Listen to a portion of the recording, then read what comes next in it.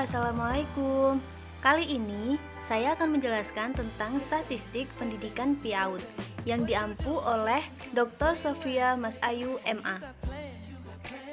Ya, perkenalkan, nama saya Riza Umaini, NPM 19110700193. Ialah penelitian dan statistik. Penelitian merupakan cara ilmiah untuk mendapatkan data dengan tujuan dan kegunaan tertentu. 4 hal yang perlu dipahami lebih lanjut yaitu cara ilmiah, data, tujuan, dan kegunaan.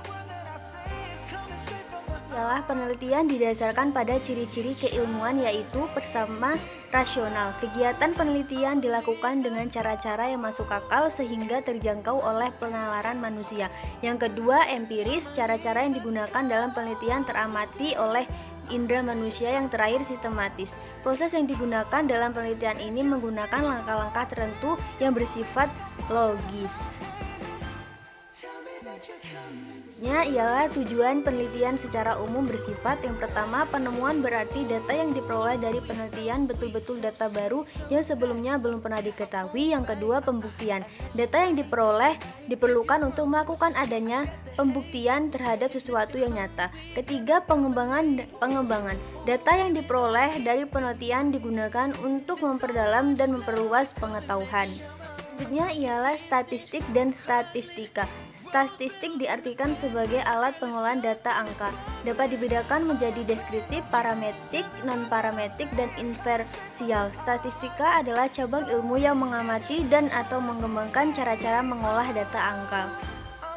Statistik pendidikan dan penelitian pendidikan. Statistik pendidikan adalah ilmu pengetahuan yang atau mempelajari tentang prinsip, metode, dan prosedur yang perlu digunakan dalam rangka penyajian penganalisaan bahan kerangka berwujud angka. Penelitian pendidikan adalah proses yang sistematis untuk memperoleh pengetahuan dan pemecahan pendidikan.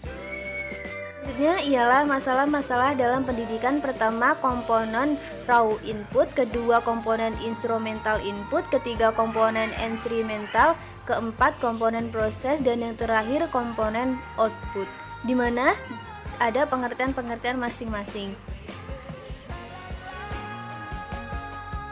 Ini selanjutnya ialah definisi data. Yang pertama, himpunan nilai variabel atau datum atau informasi lain. Kedua, data kualitatif diperoleh dari hasil pengamatan. Ketiga, data kuantitatif diperoleh dari kegiatan pengukuran dan penilaian. Selanjutnya ialah cara menyusun angka. Data nominal yaitu data statistik yang cara menyusunnya didasarkan pada klasifikasi tertentu. Yang kedua, data ordinal yaitu data statistik yang cara menyusun angkanya didasarkan pada urutan atau ranking. Dan yang terakhir, data interval yaitu data statistik di mana terdapat jarak yang sama di antara hal-hal yang lain sedang ditentukan.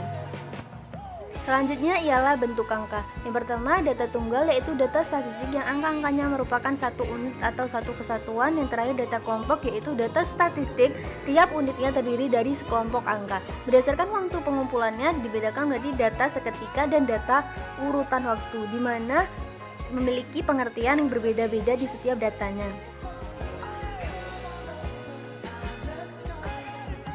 Ialah sumber data statistika. Data dibedakan menjadi dua yaitu data primer dan data sekunder. Data primer terdapat wawancara langsung, wawancara tidak langsung, pengisian kuesioner, tes, dan dokumentasi. Sedangkan data sekunder terdapat BPS, Bank Indonesia, FAO, dan lain-lain.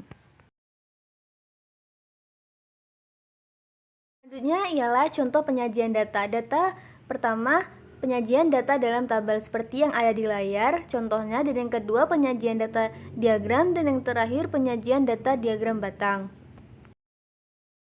Selanjutnya ialah ukuran pemusatan data. Ukuran pemusatan merupakan ukuran-ukuran dari sebuah kelompok data yang dapat mewakili karakteristik dari sebuah populasi. Ukuran-ukuran tersebut diantaranya nilai rata-rata atau mean, nilai yang sering muncul atau modus, nilai tengah atau median, kuartil, desir, dan persentil.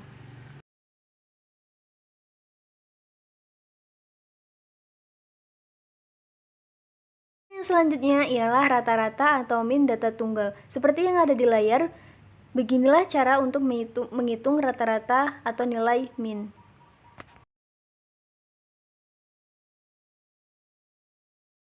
Selanjutnya ialah untuk mencari rata-rata hitung. Kita pergunakan nilai tengah atau XI. Seperti yang ada di contoh soal dan jawabannya dapat dilihat di layar.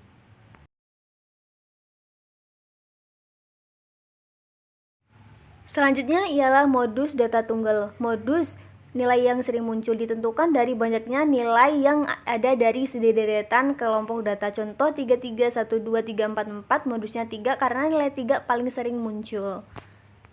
Atau nilai tengah dibedakan menjadi dua, yaitu median data ganjil 1 dan median data genap 1, yang masing-masing memiliki rumus yang berbeda-beda di setiap median datanya.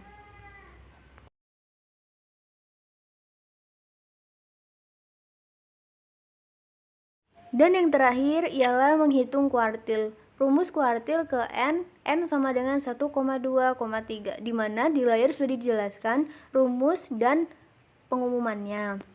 Baik, mungkin itu saja yang dapat saya sampaikan. Jika ada kesalahan, saya mohon maaf dalam berbicara. Apabila teman-teman ingin mengkritik, saya sangat terbuka agar saya dapat termotivasi untuk menjadi lebih baik. Sekian, wassalamualaikum warahmatullahi wabarakatuh.